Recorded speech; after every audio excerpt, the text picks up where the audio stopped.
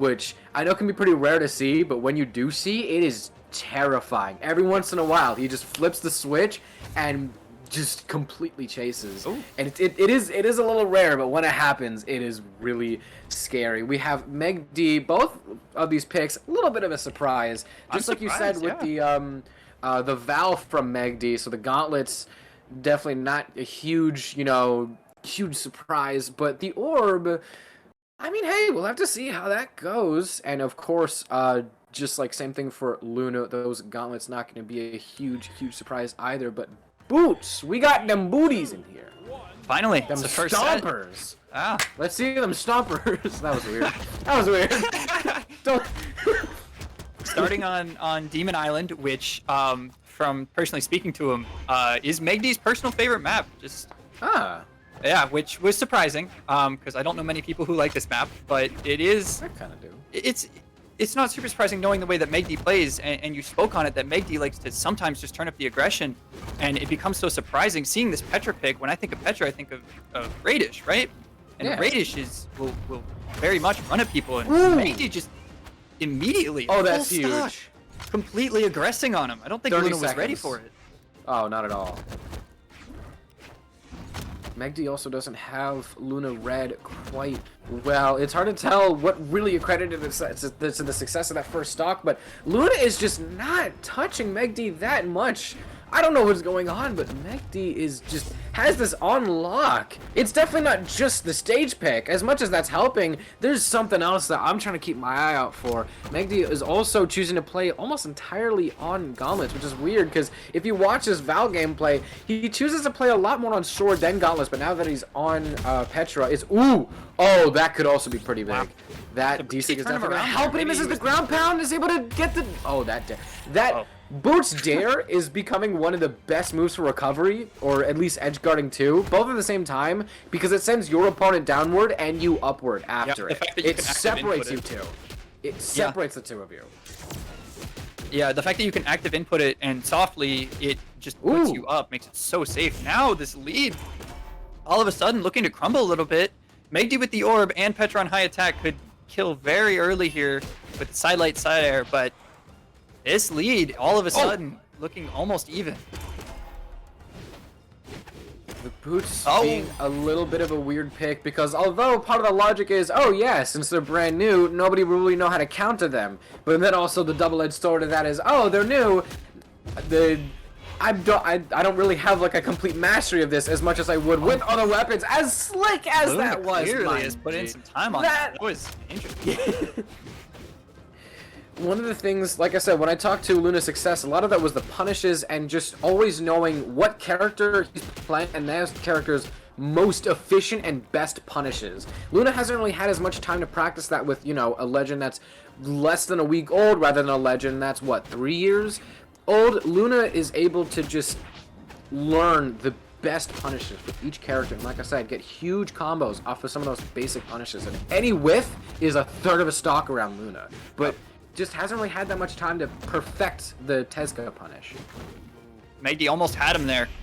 Very close to getting a quick gauntlet camp off his right side.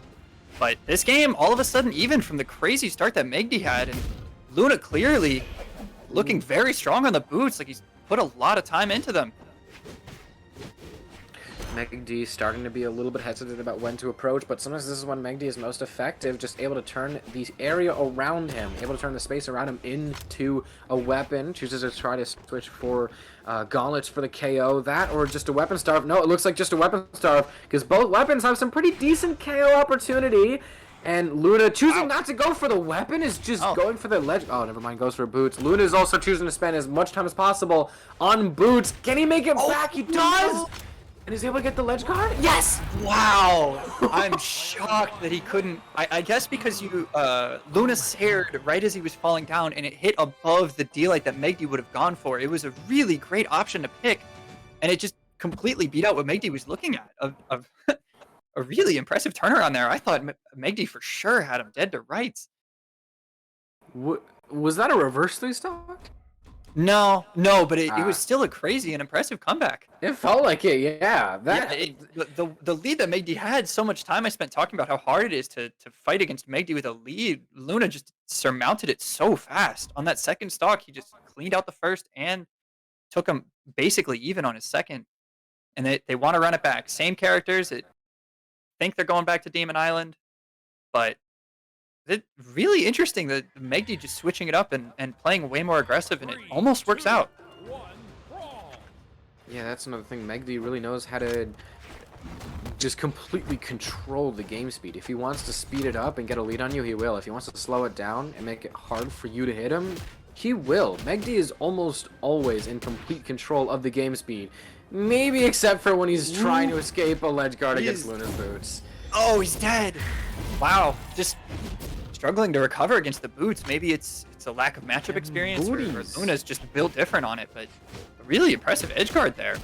And if any of you at home are trying to learn how to be good at boots, this might be the set to watch. This is the good first. This is the first good example, yeah. Yeah, Luna playing very well on these boots. Like, with what, a week to practice, something like that. Probably a little less than a week. What is it, like 5 or 6 days? Yeah, and counting BCX maybe, but still, like, just very impressive. Already has a full stock lead and then some extra damage on top of it. MEGD doesn't. Looks like MEGD doesn't know what to do about it. The weapon throw combo. The Riz-nosed Riz-deer. Insane. Already up 3 stocks to 1 after the insane start MEGD had. Are we looking at a 3 stock? I mean, it could be. Oh, that instinct to try and get back up is going to get punished. Is he able to make it back?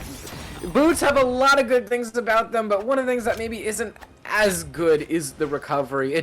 There's not a lot of room for drift. It kind of locks you in place along that that x-axis, I guess, and then also it doesn't go that high, so it's not as good of a recovery as some other weapons are. But Luna, oh wait, no, could we see MEGD?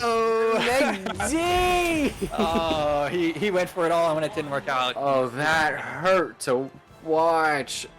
Switching to the Caspian immediately. Yeah. A character switch was definitely needed, it looks like, but Caspian, a much, in my opinion, more effective legend.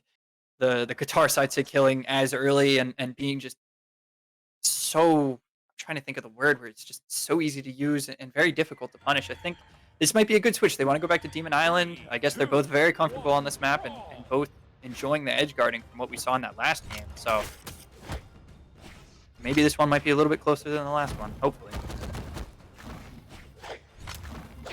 Luna starting off with some pretty promising gauntlet gameplay, which we haven't seen that much of. Luna's been almost always trying to start off on the boots. Doesn't quite have the read. That gives MEGD a little bit more time to try and find a little bit of a counter. You can see Luna's starting to actually whiff a lot more attacks and starting to use dodges a lot more evasively. That could spell pretty well for MEGD, or that's just Luna trying to either, there we go, wait for boots, or just maybe trying to get a bit of a read on this Caspian, because this Caspian is a bit of a weird pick for MEGD, and also trying to use the man's medicine against him. Luna played Caspian for a pretty decent part of BCX top 8. So although that first stock was in pretty convincing fashion, just like the last game, there's still something more to this that we're not quite seeing. MEGD has something planned.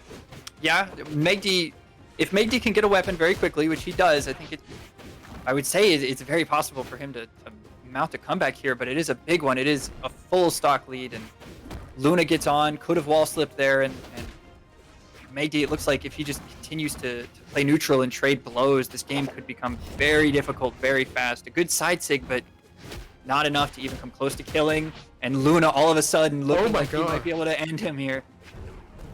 Oh my god. It's crazy how these two players... Oh, that's a kill.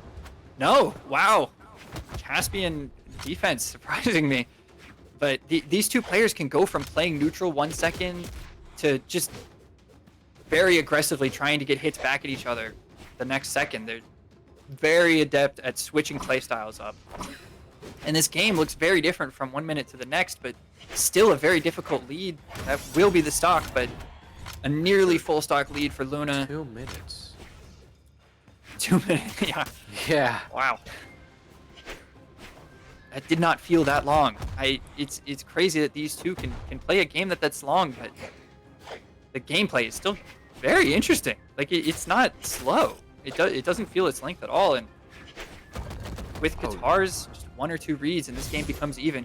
Caspian very adept at that, but stock over immediately. Absolutely not is this game slow. Both of these players are trying to do whatever they can to break neutral and get just last few more hits in. You can see Luna was just trying to calculate, like, okay, what are my options? What are my options? But MEGD just goes for that ground pound that ends like not quite gonna hit, and MEGD with an end light, maybe gonna try and push a bit of a ledge guard. Can Luna get the reversal? We do have a ledge guard in Luna's favor. Can MEGD make it back? Exclamation marks. And Luna actually drops the combo that lets MEGD even out the stocks. And all of a sudden, right before our very eyes, the game is even, and Caspian, high damage, can maybe just completely take this game. Momentum definitely on MEGD's side, despite the fact that it didn't look like he got, you know, many high damage strings, but just dead in an instant like that. Back to neutral. The thing is, lots of people kind of spoke about just how good Teska's signatures are, but Luna hasn't really been able to have that much of a chance to use them. MEGD's been using Caspian Segs really more as like a zoning, like a, yeah, don't go here, I'm conditioning you not to go here, I always have these spaces covered. Also, just like you said, Caspian Segs can be pretty scary to fight sometimes, Absolutely. so it's kind of weird seeing, or at least comparing how much they're using signatures, because Luna's definitely going for signatures, but it's costing him a bit.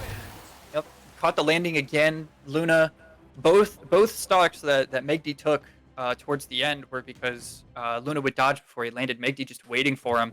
MEGD also waiting for Luna to attack from the ledge when he would try to come back. Luna definitely, or MEGD, sorry, definitely making a bunch of adjustments that are enabling him to take a game, and game 4 looking way better for MEGD. This set could pull us to a game 5.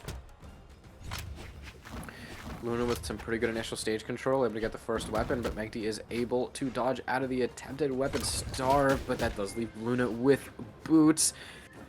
I know his name is Rizdeer, but it looks like he's out to slay. That was a good joke. That was a good one. Everyone laugh. Please, awesome. Please laugh. I'm funny. He's going to slay. Thank you. I appreciate it. Yeah, and it's crazy. It's very similar to Blaster's recovery. The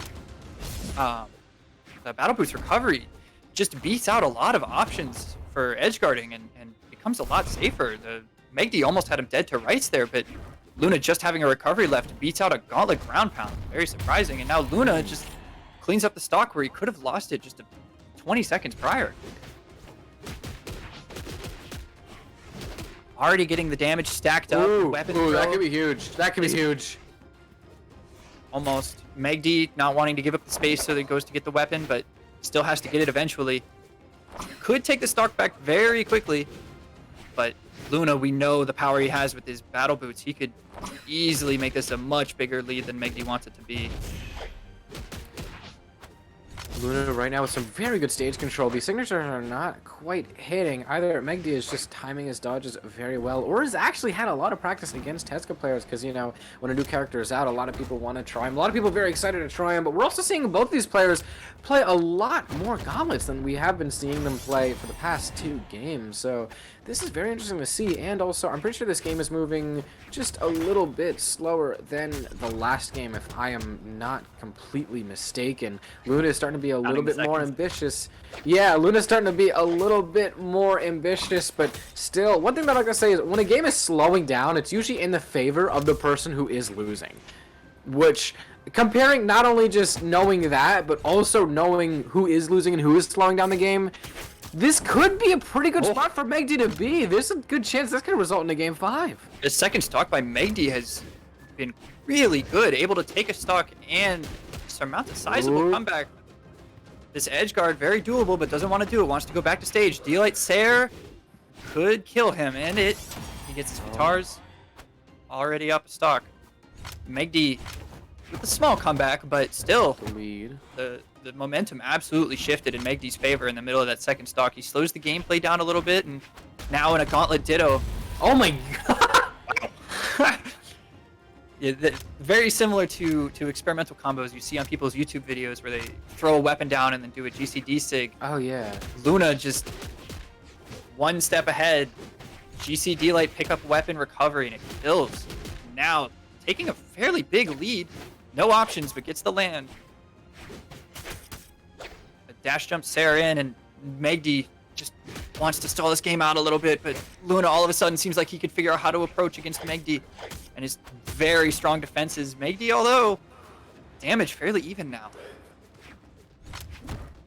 Damage is very even, but the moment that MEGD gets a lead, that could be very not good for Luna, because a damage lead is one thing, but a MEGD damage lead is a completely different thing. But accidentally recoveries in the weapon throw, that clash would have been lethal. No, yeah, that was actually really creative from Luna. Very interesting, but a creative way to break your opponent's understanding. Oh, the read, the dodge in.